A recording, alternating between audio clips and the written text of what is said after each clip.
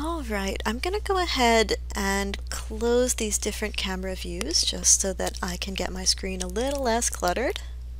I'm back here in the perspective view, and the window that I'm going to open up is under Windows Animation Editors. It's called the Camera Sequencer, and it doesn't have an icon. This is not one of the better developed windows within Maya. It does a thing. It does its thing pretty well. It is not the best or easiest to work with. What the camera sequencer does is it lets you sequence together shots. They tried to make the interface look a little bit like Adobe Premiere or Adobe After Effects. So this is a timeline and these are different tracks that you can put shots on. So what is a shot? If I go to Create, Shot, Option Box, I can name a shot. Let's say that I've got an intro shot, so I'll call it Intro.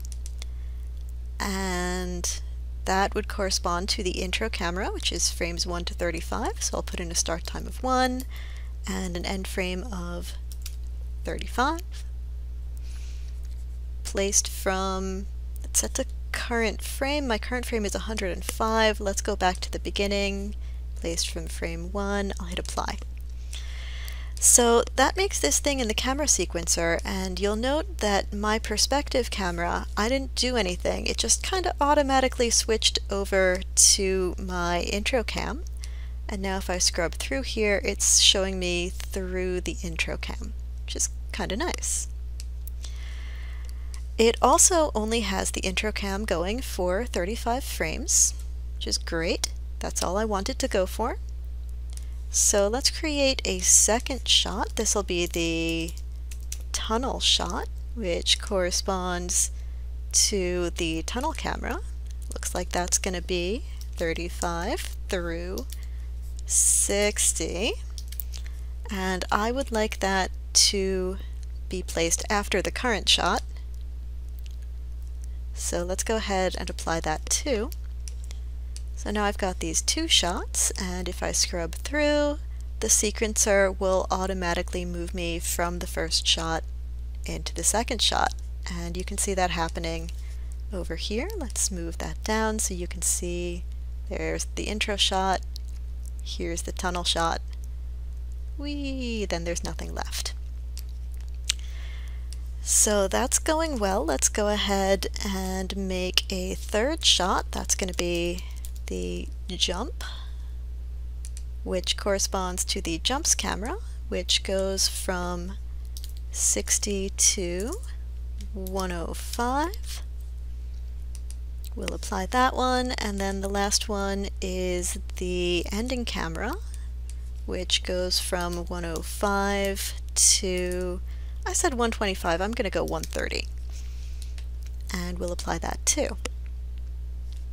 And it placed that in after the tunnel camera because it thought that the tunnel camera was the final shot. That's okay. We'll just plop it right in here and stick it right up next to the other one. I can close Create Shot.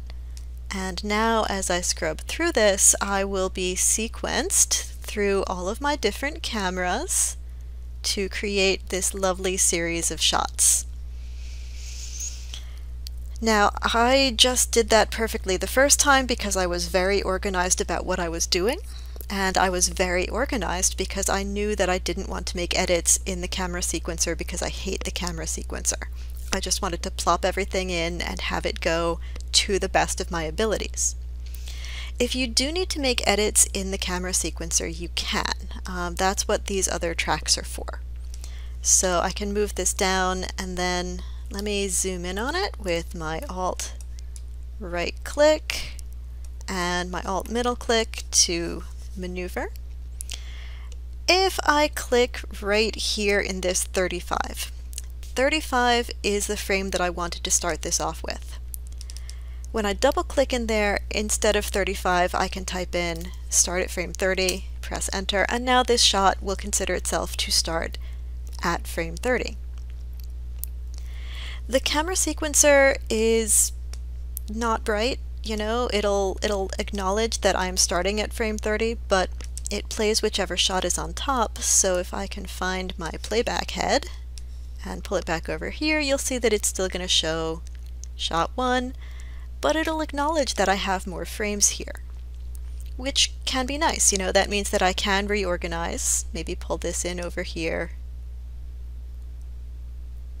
and just, you know, edit that way. I don't like it. I don't like the interface. I want to do as little as I possibly can with this so that I don't have to do any edits here, because I just think that the edits are difficult. But go ahead, explore, play around a little bit. Whenever you're done with the sequence and setting up your sequence, back over in Create, there's a thing called Ubercam. You probably noticed it when I went to create my shots, because what a great name. Ubercam. That's fun. And Ubercam is essentially a compilation of all of the cameras placed together in a single camera so that you can render out of a single camera.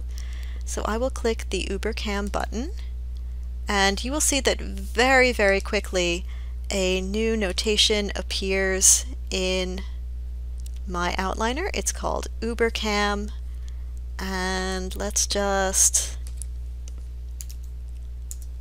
go from frame 1 to frame 130 again, because the camera sequencer does weird things. Sometimes when you make your Ubercam, it decides to not start off in frame 1, which is very awkward.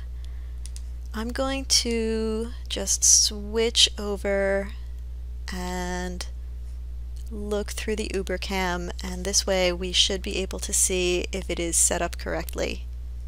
Oh, it is so not set up correctly. Good to know. So with my Ubercam selected, I've got my lovely graph editor here. Here's my graph editor. I know that I wanted to start at frame 1, which is nice and simple, so I will just use my move tool. I'm going to hold down my shift key so I know I'm only traveling along one axis. We'll just shift it over so that it starts at frame 1. Oh, silly Ubercam. Hopefully you won't have to do that. But now my Uber camera will just go right on through and let me have a single camera that I can use to render. So I'm pretty happy about that, and in the next video I will come back and set up my render sequence.